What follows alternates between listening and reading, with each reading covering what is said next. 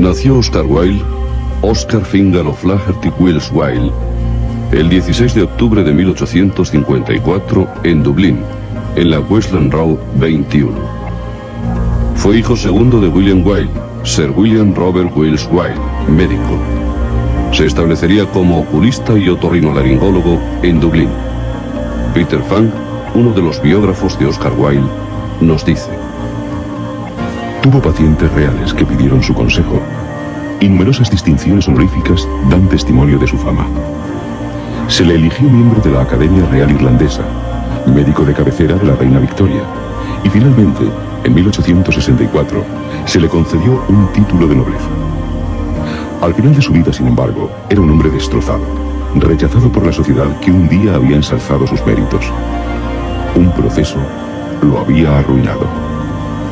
La hija de un profesor del Trinity College de Dublín, Mary Josephine Travers, le persiguió con el ansia de venganza de una enamorada despechada, acusándole de haber abusado de ella haciendo uso de cloroformo. La intervención de Lady Wilde acabó en un proceso, y, aunque la señorita demandante quedó desenmascarada, en la ruina social y financiera de Sir Williams. Fue autor de varias obras de interés, no solo sobre el oído, especialmente sobre la cirugía del oído, sino también sobre historia antigua irlandesa, así como de viajes. La madre de Wilde, Jane Francesca Elgee, Lady Wilde, era alta, lo contrario a su esposo, de pequeña estatura. Su porte era majestuoso, de rasgos nobles. Fue una mujer de letras, escribiendo antes de casarse bajo diversos seudónimos llamamientos a favor de la lucha por la libertad de Irlanda, como el título Speranza. Contraído matrimonio, además de rodearse de intelectuales, llevó a cabo importantes traducciones como la del alemán Wilhelm Minghold, Sidonia de Borg, la bruja del monasterio.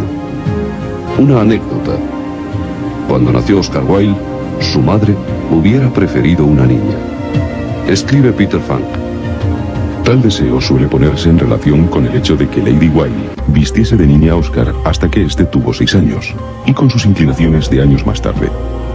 A esto hay que decir que en Irlanda hubo una época en que era habitual vestir a los niños de niña para defenderlos de las brujas, pues las brujas, naturalmente, solo se interesan por los niños pequeños, según T.G. Wilson en Victorian Doctor.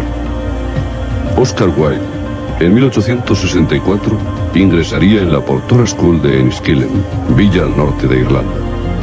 En 1871, en el Trinity College de Dublín, donde mostró su entusiasmo por las lenguas clásicas y su poco interés por las ciencias. Tenía una gran memoria. En octubre de 1874, año en el que gana la medalla de oro Berkeley por su trabajo sobre los poetas griegos que habían sido editados por Meireles, comenzó sus estudios en el Magdalen College de Oxford.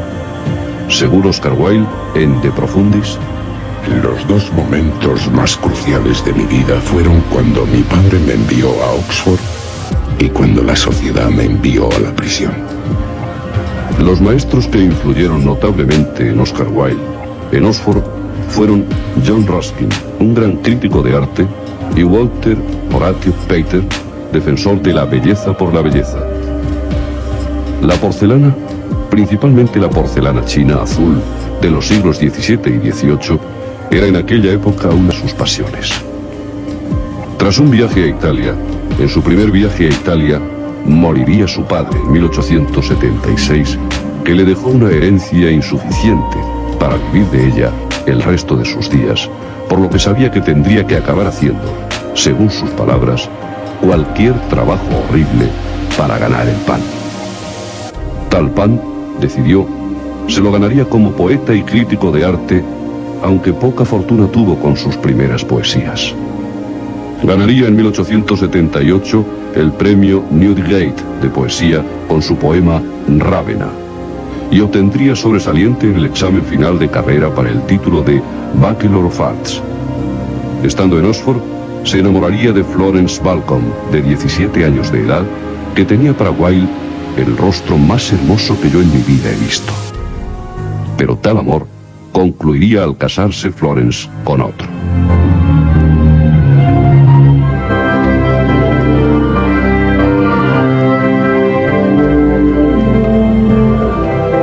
En 1879 se instaló en Londres.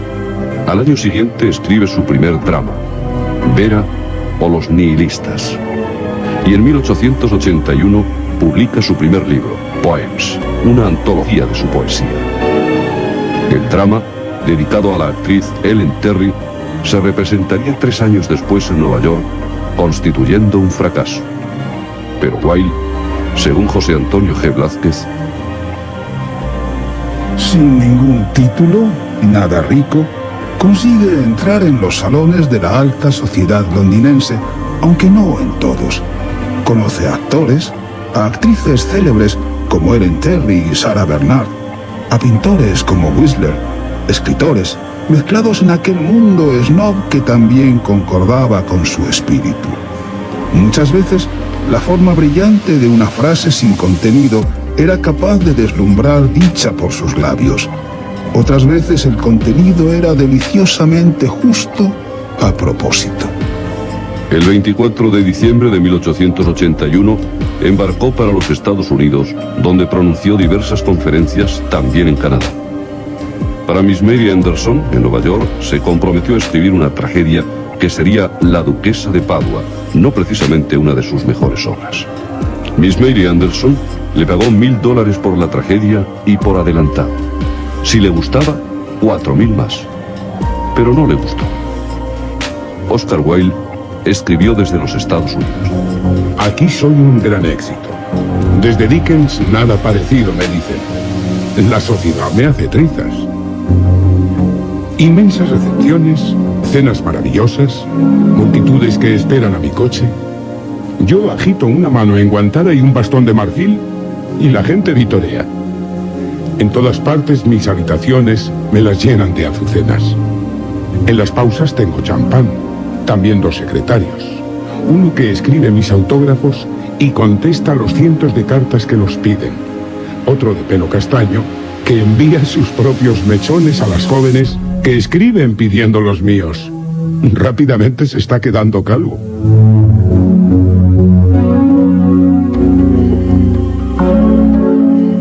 En 1883, tras unos meses en París, donde conoció a Verlaine, Victor Hugo, Zola, Mallarmé, Degas, regresó a Londres. Al año siguiente, el 31 de mayo de 1884, se casa con Constance Mary Lloyd. Oscar tiene 30 años y ella 26. Se instalaron en el barrio de artistas de Londres, Chelsea, en la Tite Street 16, en una elegante casa. Nace en 1885 su primer hijo y en 1886 el segundo. En este año, tras conocer a Robert Ross, se comenzó a rumorear sobre su doble vida. A partir de 1885, colaboró como crítico en la revista Pall Mall Gazette y ocasionalmente en otras como Dramatic Review o Cult and Society Review. Publicó en 1887 sus primeros cuentos y dirigió una revista para mujeres, Women's World, que apareció en noviembre. Abandonaría la dirección en 1889. Pero, un año antes, ya había publicado su primer libro de cuentos, El Príncipe Feliz y otros cuentos. En 1889, en el Blackwood's Magazine, aparece su relato El retrato de Mr. W.H. Es un año en el que ya se dedica claramente a sus relaciones homófilas. En 1890, tal como ya les hemos recordado la pasada semana, publicó en la revista Lippincott's Magazine su famosa novela El retrato de Dorian Gray, que al año siguiente se editaría en libro. En este 1891 también apareció su libro de ensayo Intenciones, así como El crimen de Lord Arthur Savile y Una casa de granadas. Escribiría en París, entre noviembre y diciembre, Salomé, y se iniciarían sus relaciones con Lord Alfred Douglas, a punto de cumplir los 21 años, cuando Wilde lo conoció a principios de tal año, 1891. Hijo menor del marqués de Queensberry, dicen que déspota y malcriado.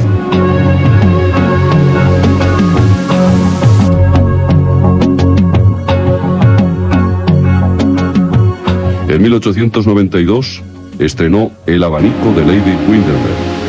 Al año siguiente, Una mujer sin importancia. Salomé aparecerá en francés y en 1894 en inglés. La vida de Oscar Wilde ya constituía todo un escándalo. Viajará en 1895 a Argel en compañía de Lord Alfred Douglas. Los estrenos de Un marido ideal y la importancia de llamarse Ernesto le seguirían encumbrando.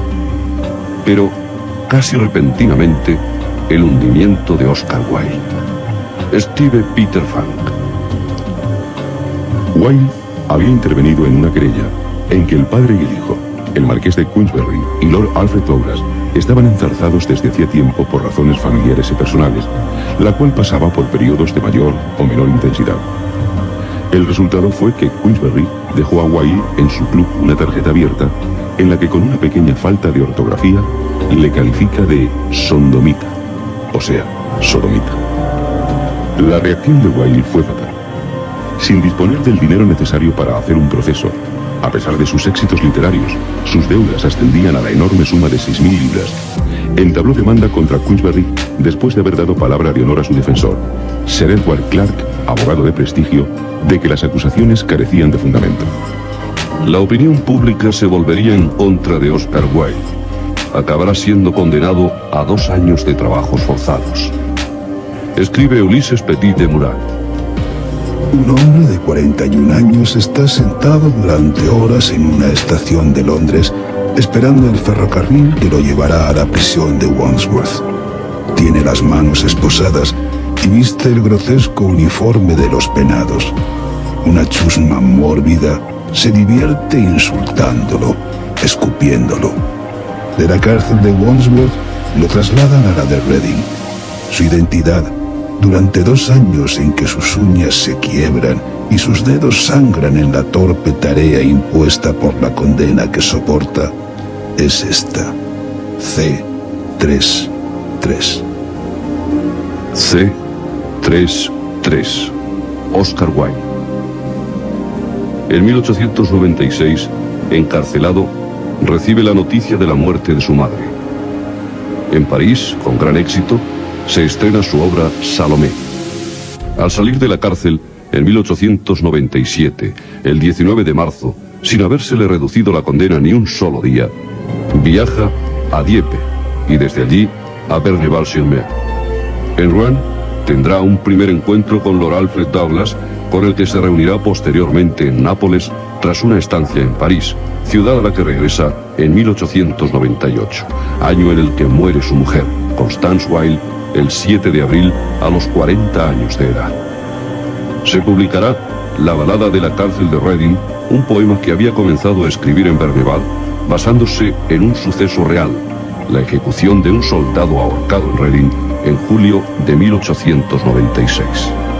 En realidad, escribir una cárcel artísticamente es tan difícil como lo sería describir un retrete. Si se tuviera que describir este en una obra literaria en prosa o verso, solo podría decirse que está bien o mal provisto de papel, que está limpio o lo contrario. El horror de la cárcel es que todo es sencillo y vulgar de por sí, y su efecto degradante y repugnante. Oscar Wilde, cada vez más abandonado y empobrecido. En 1899 vive en París, en un modesto hotel, el Hotel d'Alsace, publicándose Un marido ideal y la importancia de llamarse Ernesto. Viajaría por Francia y Suiza. En 1900, en octubre, es operado de una otitis aguda, falleciendo en el Hotel d'Alsace, el 30 de noviembre, tras 2 días de espantosa agonía. El 3 de diciembre fue enterrado en el cementerio de Bagnols.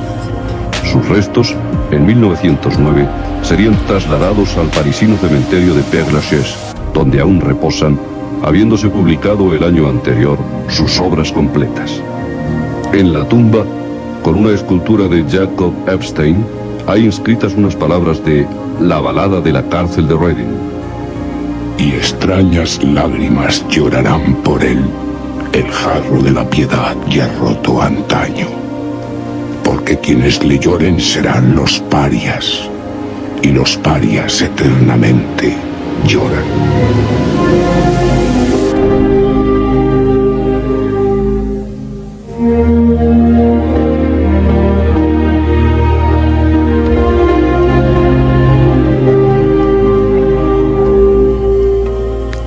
Oscar Wilde, aunque en contra de su época, fue prisionero de su época. Y no le hundió el estar en la cárcel. Sí el acabar aislado de una sociedad sin la que no podía vivir. Qué contradictorio era. Necesitaba lo que despreciaba. Todo está claro, o casi todo, en el retrato de Dorian Gray. Para Robert Merck, un cuento fantástico, un drama psicológico y una novela de aventuras. Esta obra, como otras suyas, se utilizaría en su contra en los procesos. Por ejemplo, en el primer proceso se leerían bastantes partes de la obra en abril de 1895. En el tercer y último proceso, el jurado lo encontrará culpable, salvo de una acusación de cuanto se le imputa. Alfred Lord, que le presentó a Lord Alfred Douglas, también acusado, será puesto junto a Oscar Wilde en el momento en que el juez, el honorable Wills, pronuncie sentencia. Una vergonzosa sentencia. El crimen por el cual han sido condenados es tan terrible que uno debe refrenarse severamente para no describir, con un lenguaje que prefiero no usar, los sentimientos que deben suscitarse en el pecho de todo hombre de honor que haya oído los detalles de estos dos terribles procesos. No tengo la más mínima sombra de duda de que el jurado ha llegado a un veredicto correcto en esta causa. Espero que aquellos que a veces se imaginan que un juez es indiferente en una causa sobre decencia y moralidad, porque cuida de que ningún prejuicio le interfiriera, puedan comprobar que esta actitud es compatible con el sentimiento de la más grande indignación ante las horribles acusaciones presentadas en contra de ustedes. No es necesario que los arengue. Personas que hacen semejantes cosas deben estar muertas a toda sensación de vergüenza y uno no puede esperar producir ningún efecto sobre ellos. Este es el peor caso que he tenido que juzgar. De que usted, Taylor, mantenía una especie de prostíbulo masculino, no existe ninguna duda. Y de que usted, White, ha sido el centro de una que se iba propagando, una corrupción de la peor especie entre hombres jóvenes, tampoco existe la menor duda. Bajo tales circunstancias, aguarden la sentencia más severa que permite la ley. A mi juicio es totalmente inadecuada para una causa como esta. La sentencia de este tribunal es que cada uno de ustedes sea encarcelado y mantenido a trabajos forzados durante 2 años. ¡Qué vergüenza! ¡Increíble! ¿Y yo? ¿No puedo decir nada, su señoría? El juez no contestó a Oscar Wilde. Se limitó a hacer una señal con la mano a los guardianes para que se llevaran rápidamente a los detenidos. Fue disuelto el jurado y el tribunal se retiró.